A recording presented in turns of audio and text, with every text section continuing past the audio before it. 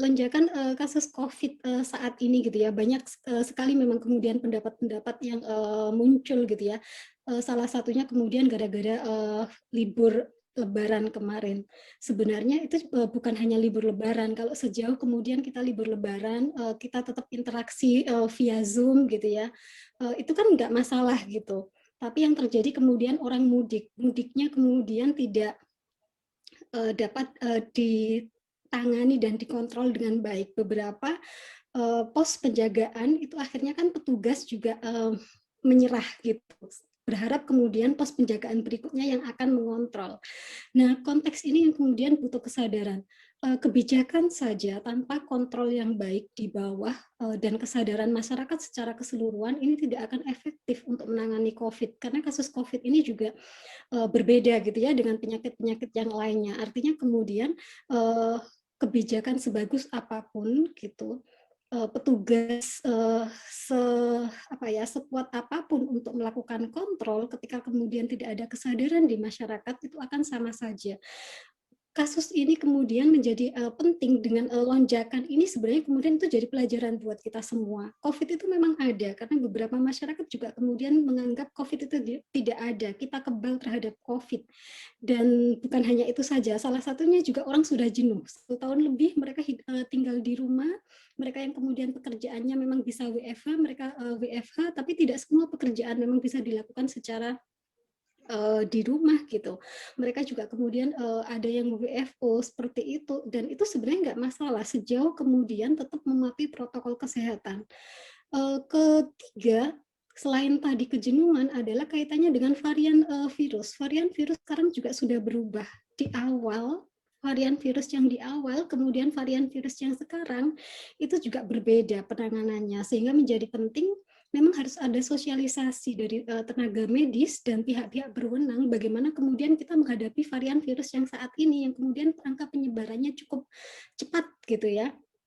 Artinya kemudian sekarang tidak lagi 3M tapi 5M, ketambahan kemudian kaitannya harus menjauhi kerumunan, mengurangi mobilitas seperti itu.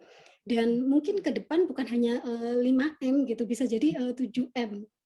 Kita mengurangi kemudian makan bersama dengan kolega atau teman yang kemudian itu tidak serumah, karena itu juga bisa menyebabkan penularan tadi. Atau kemudian berfoto gitu ya, sepele kita foto bareng, pingin kemudian muka kita itu tampak, padahal itu juga bisa mempengaruhi penyebaran COVID tadi. Jadi bagaimana pencegahan ini juga perlu disosialisasikan ke masyarakat. Kalau dulu cukup 1 masker gitu ya, bahkan beberapa masyarakat kita dengan menggunakan masker kain dan lain-lain itu masih aman. Tapi kalau sekarang sudah tidak bisa, masker pun harus rangkap. Kalaupun masker yang cuma 1 saja itu yang kemudian memang rangka 4 ininya, lapisnya udah lapis 4. Nah, konteks ini yang kemudian perlu dipahami oleh masyarakat kita semua, including saya gitu ya, karena saya juga bukan orang medis yang paham benar tentang ini, sehingga dengan sosialisasi kebijakan dan juga kebijakan itu bukan hanya sekedar pembuatan kebijakan selesai, tapi bagaimana sosialisasi kebijakan ini ke bawah itu menjadi penting untuk mengurangi lonjakan kasus ini. Saya nggak tahu, mungkin bisa jadi nanti variannya berubah lagi seperti itu. Nah, itu kan juga harus cepat tanggapi dengan kebijakan baru, harus seperti apa lagi masyarakat, pakai maskernya seperti apa, kegiatan apa yang harus dibatasi. Kalau kemudian kita membatasi kegiatan atau aktivitas di beberapa tempat publik seperti itu, maka itu juga harus disosialisasikan aturannya seperti apa, dan kontrol di tempat publik tersebut juga harus ada, sehingga semuanya akan terkendali dengan baik. Masyarakat yang awalnya tidak patuh secara nggak langsung, kalau kemudian dikontrol juga di tempat publik gitu ya, petugasnya juga tegas, tidak tebang pilih. Nah, itu yang kemudian akan membuat kita sedikit demi sedikit bisa kemudian beradaptasi dengan kondisi ini. Karena dalam konteks adaptasi itu ya memang ada banyak hal gitu ya. Bisa melakukan pelanggaran, bisa orang itu lebih kreatif, bisa menimbulkan inovasi-inovasi seperti itu. Mana yang kemudian bisa kita lakukan sejauh mungkin kemudian kita tidak melanggar tadi. Bahkan kemudian bisa menimbulkan inovasi-inovasi yang kemudian membantu kita keluar dari pandemi ini. setiap masyarakat itu kemudian karakteristiknya beda-beda gitu ya. Masyarakat urban atau masyarakat rural itu kemudian pendekatannya kita berbeda. Kalau di masyarakat rural kita bisa lihat mereka kemudian biasanya lebih percaya pada tokoh masyarakat, tokoh agama seperti itu.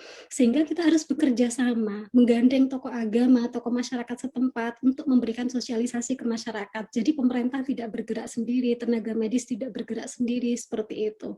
Kalau kemudian pada masyarakat urban gitu ya, mereka sudah lebih individualis gitu ya, pendidikannya sebenarnya lebih tinggi seperti itu, sehingga memang kemudian sosialisasi ke mereka, bagaimana kemudian kebijakan-kebijakan yang ada itu juga harus disosialisasikan. Mereka juga lebih bisa mengakses sendiri gitu via internet, media massa dan lain-lain.